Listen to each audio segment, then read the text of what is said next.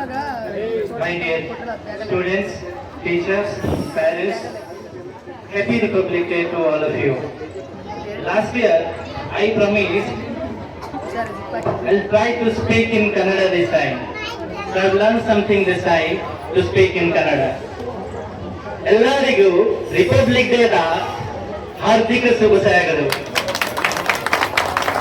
ಇಂದು ಭಾರತ ದೇಶದ ತುಂಬಾ ಪವಿತ್ರ ಮತ್ತು ಗೌರವದ ದಿನ.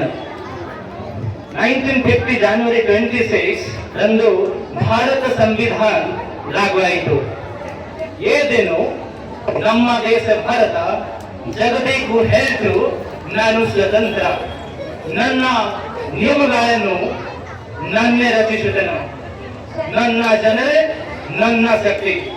ये दिन ಕೇವಲ ಇತಿಹಾಸ ಅಲ್ಲ, ये दिन ಕೇವಲ ಇತಿಹಾಸ ಇಲ್ಲ, ಇದು ನಮ್ಮ ಗರ್ವ, ನಮ್ಮ ಗೌರವ, ನಮ್ಮ ಪ್ರೀತಿ, ನಮ್ಮ ಆತ್ಮ, ನಮ್ಮ ಅನುಭವ. ಇಂದು ನೀವು ನಮ್ಮ ಮಹಾನೀಯರನ್ನು ಹೃದಯದಿಂದ ಸ್ಮರಿಸಬೇಕು. Doctor Rajendra Prasad, doctor BR Ambedkar, Mahatma Gandhi, Sardar Vallabhbhai Patel, Jawaharlal Nehru ಮತ್ತು ಅನೇಕ ವೀರರು. ಅವರು ನಮ್ಮ ಭವಿಷ್ಯಕ್ಕಾಗಿ ತಮ್ಮ ಜೀವನವನ್ನು ಬಲಿದಾನ ಮಾಡಿದರು. ಅವರು ನಿಮಗೆ ಒಂದು ಮಾತು ಕಲಿಸಿದರು. If we are united, India stand strong. ಒಂದಿಗೆ ಇದ್ರೆ ನಮ್ಮ ಭಾರತ ಬಲವಾಗುವ.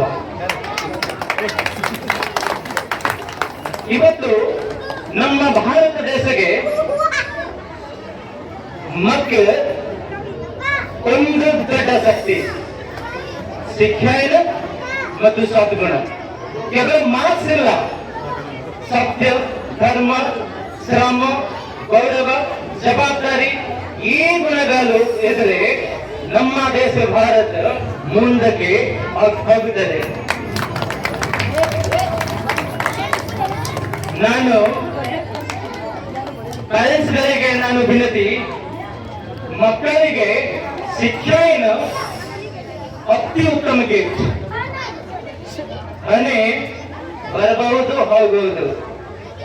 ಶಿಕ್ಷಾ ದಯವಿಟ್ಟು ಶಿಕ್ಷಿತ ದಯವಿಟ್ಟು ಅವರನ್ನು ಶಿಕ್ಷಿತ ಮಾಡಿ. ನಾನು ಪ್ರೀತಿಯ ಮಕ್ಕಳಿಗೆ, ನೀವು ಭಾರತ ದೇಶ ಹೊಸ ಬೆಳಕು. ಓದಿ, ಕೇಳಿರಿ, ಕಷ್ಟಪಡಿದ್ರಿ, ಒಬ್ಬರಿಗೂ ಒಬ್ಬರು ಸಹಾಯ ಮಾಡಿದ್ರಿ. Lastly, I also want to thank all the teachers who have arranged so well. You are the reformer of the society, ಮಾರ್ಗದರ್ಶಕ. So thank you. ಧನ್ಯವಾದಗಳು. Let's promise something today. Promise ಮಾಡಿ. I will say something, repeat ಮಾಡಿ. ನಮ್ಮ ದೇಶ, ನಮ್ಮ ಜವಾಬ್ದಾರಿ, ನಮ್ಮ unity, ನಮ್ಮ ಶಕ್ತಿ, ನಮ್ಮ ಸಂವಿಧಾನ, ನಮ್ಮ ಗೌರವ. ನಮ್ಮ ದೇಶ ಭಾರತ ಶಿಕ್ಷಿತ, ಶಾಂತಿಮಯ, ಶಕ್ತಿಶಾಲಿ ಆಗಿಲ್ಲ. ಜೈ ಹಿಂದ್, ಜೈ ಭಾರತ್, ಜೈ ಕರ್ನಾಟಕ, ಜೈ ಬೆಂಗಳೂರು, ಜೈ ಬಡಿಗಲ್ಲಿ. ಧನ್ಯವಾದಗಳು. ನೋಡಿ, ಒರಿಸ್ಸಾದಿಂದ ಬಂದಿರುವವರು ನಮ್ಮ ಬೆಂಗಳೂರಿಗೆ, ಅದು ನಮ್ಮ ಕೊಡಗೆಯಲ್ಲಿ ಶಾಲೆಗೆ ಬಂದು ಇಷ್ಟು ಚೆನ್ನಾಗಿ ಕನ್ನಡವನ್ನ ಮಾತನಾಡ್ತಾ ಇದ್ದಾರೆ, ಇಷ್ಟು ಚೆನ್ನಾಗಿ ಒಳ್ಳೆ ಭಾಷಣವನ್ನ ಮಾಡಿದ್ದಾರೆ ಅಂದ್ರೆ ನಿಜವಾಗ್ಲೂ ಸಂತೋಷ.